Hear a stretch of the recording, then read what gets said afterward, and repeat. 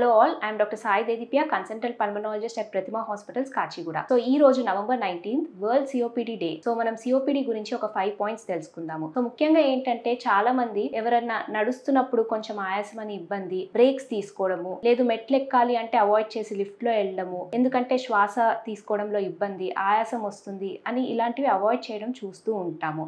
అది కాకుండా మార్నింగ్ లెగవంగానే దగ్గు, ఫ్లెమ్ రావడము, ఈ సిమ్టమ్స్ అనేవి అబ్జర్వ్ చేస్తాము. ఏజ్ వైస్ కదా అట్లా అని నెగ్లెక్ట్ చేస్తారు. బట్ ఇలాంటి సిమ్టమ్స్ ఏమైనా మీ ఫ్యామిలీ మెంబర్స్ లో మీరు అబ్జర్వ్ చేస్తే మాత్రం ఇమీడియట్ గా పల్మనాలజిస్ట్ ని కలవడం ఇంపార్టెంట్, బికాస్ ఇవి ఎర్లీ సిమ్టమ్స్ ఆఫ్ సిఓపిడి అన్నమాట. సో సెకండ్ థింగ్ వచ్చేసి ఎవరైతే స్మోక్ చేస్తున్నారో క్విట్ చేయడం చాలా ఇంపార్టెంట్.